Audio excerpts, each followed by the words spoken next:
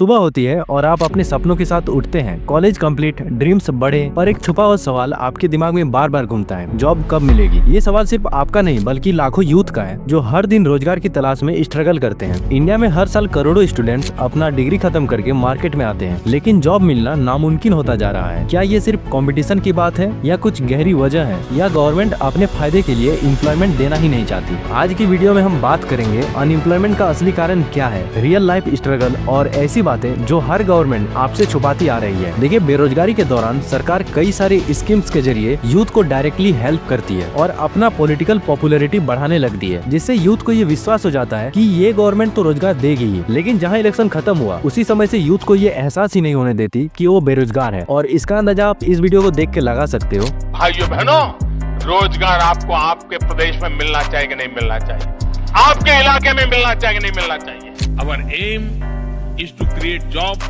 for more than a billion young hands। जब हम कहते हैं कि बिहार में 1 करोड़ नए रोजगार देंगे, मेरी सबसे टॉप प्रायोरिटी अगले 5 साल में होगी बेरोजगारी को दिल्ली से दूर करना। पहले फैक्ट देख लेते हैं। अगस्त 2025 में इंडिया का अनएम्प्लॉयमेंट रेट 5.1% है। सुनने में अच्छा लगता है बट रियलिटी कुछ और है। 15 to 29 साल के लोगों का अनएम्प्लॉयमेंट रेट 14% तक पहुंच चुका है। मतलब हर 6-7 यंग पीपल में एक अनएम्प्लॉयड है। केरला में यूथ अनएम्प्लॉयमेंट 29.9% तक है, जबकि मध्य प्रदेश में सिर्फ 3.2%। अर्बन एरिया में फीमेल यूथ अनएम्प्लॉयमेंट 25.7% तक पहुँच चुकी है। ये सिर्फ नंबर नहीं, ये लाखों फैमिलीज की रियलिटी है। आखिर अनएम्प्लॉयमेंट का मेजर रीजन क्या है? देखिए, पहला रीजन है पॉपुलेशन प्रेशर। हर साल 30 लाख ग्रेजुएट्स स्टूडेंट मार्केट में आते हैं, पर सिर्फ 54% एम्प्लॉयड होते हैं, यानी ऑलमोस्ट हाफ ग्रेजुएट्स जॉब के लायक ही नहीं होते। दूसरा रीजन एग्रीकल्चर डिपेंडेंसी। इंडिया में 46.1% लोग एग्रीकल्चर सेक्टर में काम करते हैं, जो सीजनल है, यानी सीजन खत्म होने के बाद फार्मर के पास कुछ काम नहीं होता, और यहीं पर large amount of unemployment create हो जाता है। तीसरा है skill gap. National skill development corporation के डेटा कहता है भारत में 29 मिलियन स्किल्ड वर्कर की कमी है। IT, हेल्थ केयर, सेमीकंडक्टर, इन सब में जॉब है पर क्वालिफाइड पीपल ही नहीं। 80% इंजीनियरिंग ग्रेजुएट्स एम्प्लॉयबल ही नहीं है। चौथा, इनफॉर्मल सेक्टर डोमिनेंस। 82% वर्कफोर्स लो स्किल्ड इनसिक्योर जॉब में है, यानी जॉब में कोई सिक्योरिटी ही नहीं और प्रॉपर सैलरी भी नहीं मिलती। देखिए, मैंने स्टार्टिंग में जो आपको स्टोरी बताई थी वो सिर्फ एक एग्जांपल है। CMIE डेटा के अकॉर्डिंग 44.5% यूथ 20 to 24 ईयर के लोग काम के तलाश में है, और ये सिर्फ डेटा नहीं है बल्कि उनके लिए फैमिली में टेंशन, खुद में डिप्रेशन, सोशल प्रेशर और घर वालों के ताने, ये सब शामिल है। MBA, इंजीनियरिंग, ये सब किए हुए स्टूडेंट्स को जॉब ही नहीं मिल पा रही है। कॉम्पिटिटिव एग्जाम का एंडलेस साइकिल। अगर कोई पुलिस कांस्टेबल की वैकेंसी निकलती है तो उसी में 17 लाख एप्लीकेशन आते हैं। सिर्फ 17,000 सीट्स के लिए कंपटीशन इतना हाई हो चुका है कि PhD स्टूडेंट्स चपरासी के जॉब्स के लिए अप्लाई करते हैं। इसमें सरकार क्या कर रही है? सरकार रोजगार की असली प्रॉब्लम सॉल्व करने के बजाय आसान रास्ते को चूज करती है। यूथ के लिए जॉब क्रिएट्स करने और स्किल डेवलपमेंट पे फोकस करने के बजाय फ्री राशन, फ्री बिजली और कैश स्कीम बना देती है ताकि वोट मिल सके। शॉर्ट टर्म में ये लोगों को रिलीफ देता है, लेकिन लॉन्ग टर्म में ये पॉलिसी यूथ को काम करने की मोटिवेशन से दूर कर देती है। सरकार का पैसा इंफ्रास्ट्रक्चर, इंडस्ट्री और नए रोजगार क्रिएट करने के बजाय फ्री स्कीम में खर्चा कर देती है, जिससे इकोनॉमी पर बोझ बढ़ता है और एम्प्लॉयमेंट अपॉर्चुनिटी और कम हो जाती है। इसीलिए फ्रीबीज पॉलिटिक्स अनएम्प्लॉयमेंट को सॉल्व करने के बजाय और ज्यादा सीरियस बना रही है। देखिए, सॉल्यूशन की बात करें तो पहले आपको ये समझना होगा कि प्रॉब्लम क्या है, क्योंकि आधे से ज्यादा लोगों को इसके पीछे की राजनीति को जानते ही नहीं। अगर देश का युवा अनएम्प्लॉयड है तो उसका कारण है राजनीति, और जब आप ये बात समझ जाओगे सॉल्यूशन आपको खुद ब खुद दिखने लगेगा। देखिए, ये कहानी अभी खत्म नहीं हुई। इंडिया का अनएम्प्लॉयमेंट क्राइसिस काफी कॉम्प्लेक्स है। Population, skill gap, sector imbalance, policy implementation, ये सब फैक्टर इन्वॉल्व है। इंडिया का अनएम्प्लॉयमेंट क्राइसिस काफी कॉम्प्लेक्स है। जब तक गवर्नमेंट ओपनली सारे डेटा शेयर नहीं करती, एजुकेशन प्रैक्टिकल नहीं बनाती और यूथ स्किल एक्वायर नहीं करते, ये प्रॉब्लम कंटिन्यू रहेगा। पर उम्मीद है, और इस सीरीज के अगले पार्ट में हम इस टॉपिक को और गहराई से एक्सप्लोर करेंगे। अगर आप उसे मिस नहीं करना चाहते तो चैनल को सब्सक्राइब कर लीजिए।